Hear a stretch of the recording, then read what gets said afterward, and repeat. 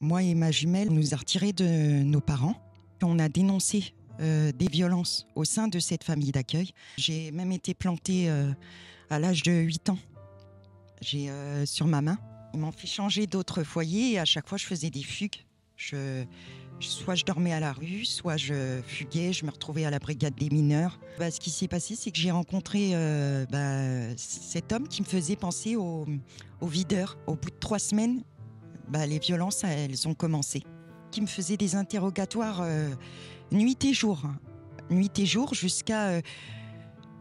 j'en pouvais plus et si je répondais pas en fonction de ce qu'il voulait entendre, il me frappait.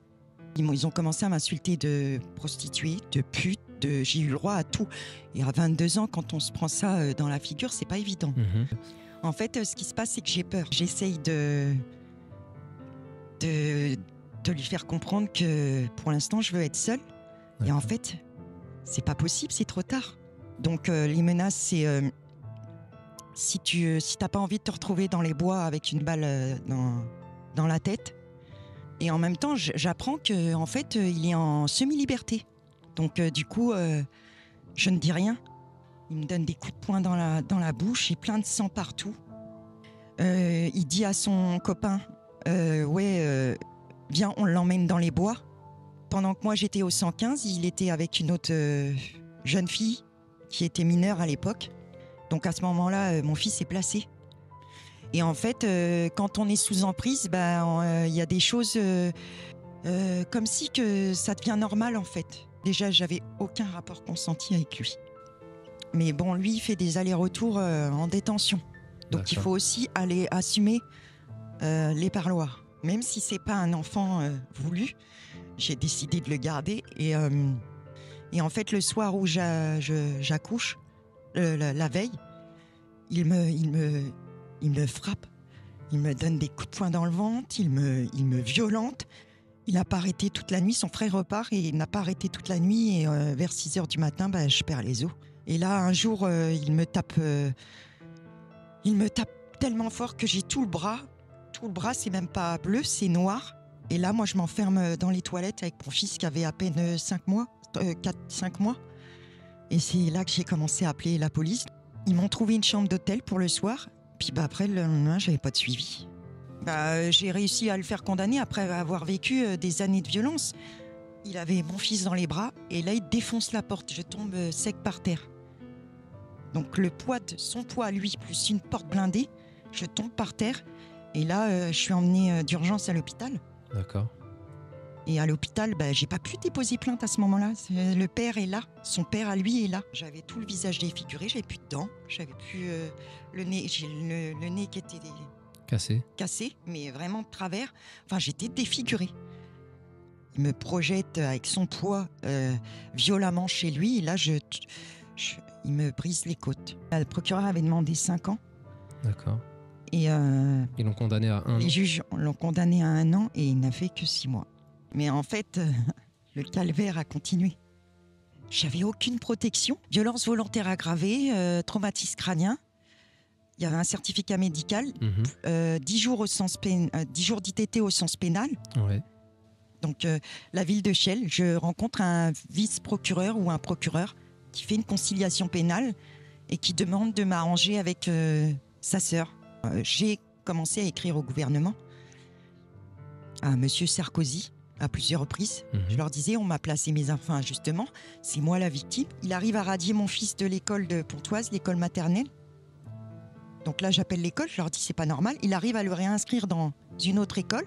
D'accord. En disant que j'étais morte. Et là, en octobre, je crois, 2008, je fais hospitaliser mon fils. Donc je porte plainte pour soustraction d'enfants. Et en fait, j'apprendrai qu'il est parti le kidnapper avec son frère déguisé en blouse d'infirmier. À l'époque, moi, il me menaçait avec des armes. Et en fait, je voulais sa mort ou la prison à vie. J'avais un poignard, je l'ai mis en dessous de mon matelas. 2018, là, j'apprends la mise en examen de mon fils. Parce qu'il a commis un fait de braquage.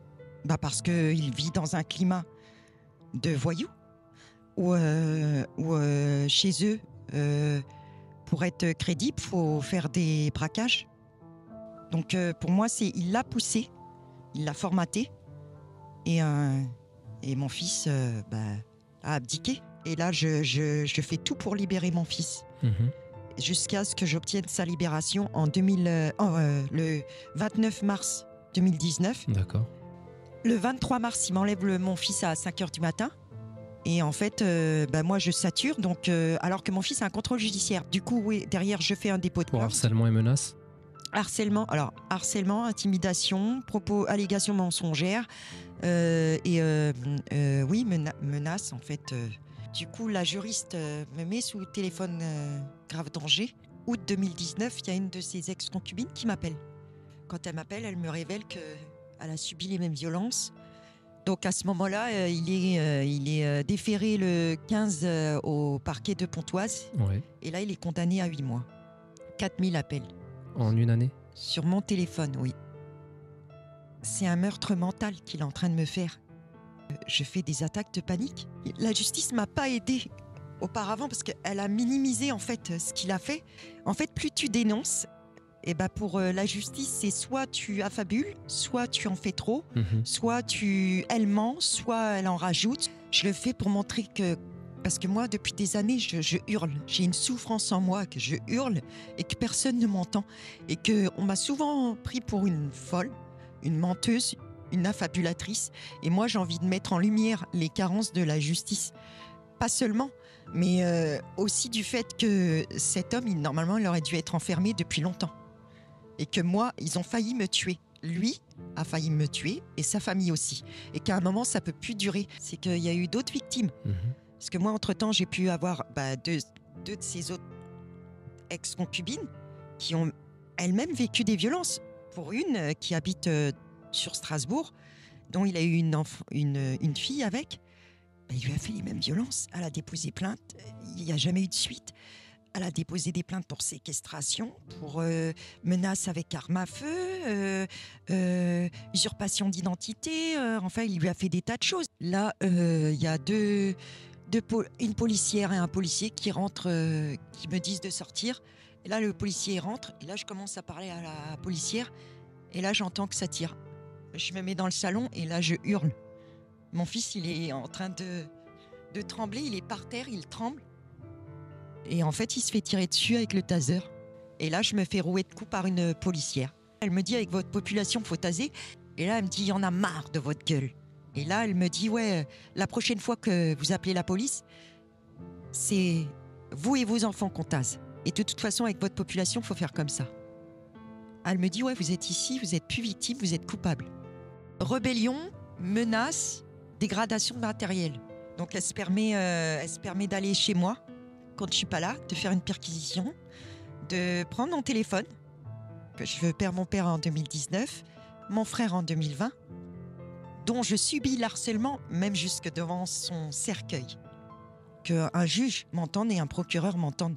Parce que cet homme a failli enlever la vie de plusieurs femmes.